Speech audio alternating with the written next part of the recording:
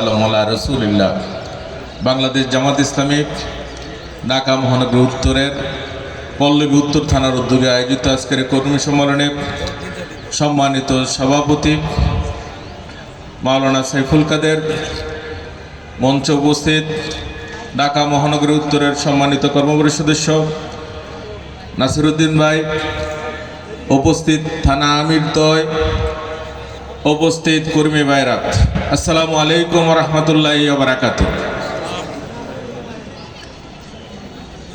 2024 সালের 5 আগস্টের আগে বাংলাদেশের চিত্রটা ছিল একরকম। 5 আগস্টের পরে নতুন বাংলাদেশ, যেখানে মানুষ স্বাধীনভাবে তার কথা বলতে পারতেছে, স্বাধীনভাবে সভা সমাবেশ করতে পারতেছে এবং স্বাধীনভাবে মত প্রকাশ সহ সকল কার্যক্রম পরিচালনা করতে পারতেছে। এই যেই পরিবর্তন হয়েছে, এটা খাস একান্ত আল্লাহর মেহেরবানি।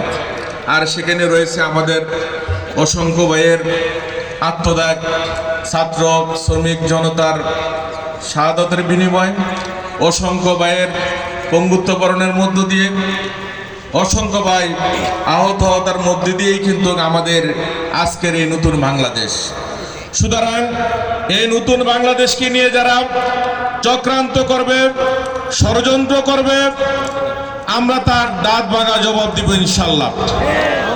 যেখানে আবার ফেসিবাদের লোকেরা মাথা তারা দিয়ে উঠতে চায়, আমরা সেখানেই তাদেরকে দমিয়ে দেব। 15.5 বছর ফ্যাসিস্ট আমলে ইসলামপন্থীদের কোনো অধিকার দেওয়া হয় নাই, কোথাও সভা সমাবেশ করতে দেওয়া হয় নাই, তাদেরকে মামলার পর মামলা দিয়ে হয়রানি করা হয়েছে, জেলখানায় বন্দী রাখা হয়েছে। আমাদের নেতৃবৃন্দকে, আমাদের প্রিয় নেতাদেরকে বিচারের নামে হত্যা করেছে। আমরা সেই হত্যাকাণ্ডের বদলা নিব আজকে আমরা প্রত্যেকটা অঙ্গনে, পাড়ায় মহল্লায় আমরাকে সেই ইসলামের দাওয়াত পৌঁছে দিয়ে, তারা যে স্বপ্ন দেখতেন একটা ইসলামী কল্যাণ রাষ্ট্র গঠন করার জন্য, আমরা এই বাংলাদেশকে একটা ইসলামী কল্যাণ রাষ্ট্র গঠন করার দিকে এগিয়ে নিয়ে যাব এবং আগামী দিনে বাংলাদেশে ফ্যাসিস্টের মতন আর কেউ মানুষের অধিকার নিয়ে সিনেমিনে খেলতে দেওয়া হবে না।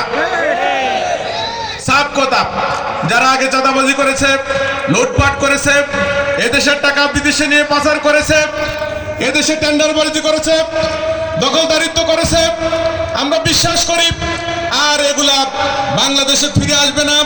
নতুন করে কেউ যদি এরকম চিন্তা করে যে আমরাও এগুলা করব, আমরা আগে তো প্রতিবাদ করেছি, আমরা এখন প্রতিরোধ করব। যেখানে চাঁদাবাজি হবে সেখানে আমরা প্রতিরোধ করে তুলবো। কোথাও অবস্থানে আমরা সহ্য করবো না, আমরা জুলুম করব না, আমরা জুলুমকে বরদাস্ত করব না। সুতরাং আগামী দিনে যারাই মনে করেন যে আমরা আমার দেশটাকে লুটুপুটে খাবো, এই দেশ সকলের, এই দেশ কারো একার দেশ নয়। সুতরাং আর লুটুপুটে খাওয়ার কোনো সুযোগ দেওয়া হবে না। আমরা বিশ্বাস করি আজকের এই বর্তমান প্রজন্ম, নতুন প্রজন্ম দেশকে ভালোবাসতে শিখেছে, তারা জীবন দিতে শিখেছে। যারা জীবন দিতে জানে তাদেরকে কেউ